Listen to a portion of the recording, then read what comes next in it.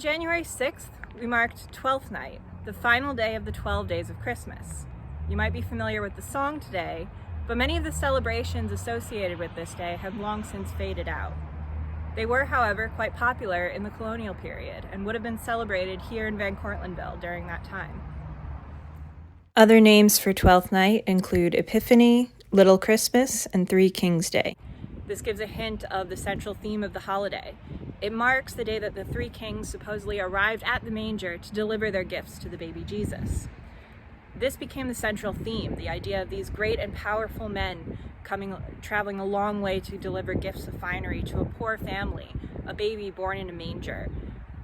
Gave the idea of the world being turned upside down, or sometimes topsy-turvy.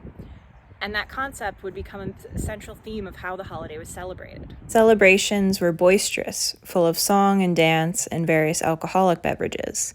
People performed skits or took on characters to portray throughout the night. Others cross-dressed as a nod to the idea of things being turned upside down. The inversion of power even extended to dynamics between enslaved people and the enslavers. Though only for the day, enslaved people sometimes received gifts of money, special foods, or other valuables, and were more likely to be given permission to visit loved ones they had been separated from.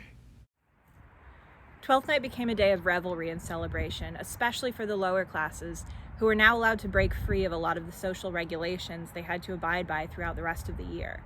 It was a time when they could not only speak more freely to those in wealth and power, but even be going door to door to these fine mansions, demanding food, beverages, even entertainment. During the 18th century, Twelfth Night celebrations began to change. Many of the wealthier elite families looked for more elegant and refined ways to celebrate. They would gather for grand parties and balls, everyone dressed in their best fashions, and celebrate with food and drink.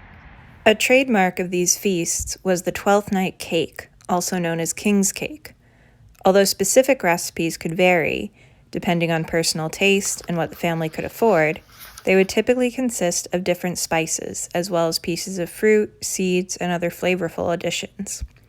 What made it a Twelfth Night cake would be the inclusion of a solid object. This could be an uncooked bean, coin, or small figurine of the baby Jesus or other religious symbols. Slices of the cake would be distributed to the guests, who were advised to chew carefully. Whoever found the object in their slice would be crowned king of the festivities. Because the families had gathered together for these celebrations, Twelfth Night also became a popular time for weddings. This included George and Martha Washington, who were married on January 6, 1759.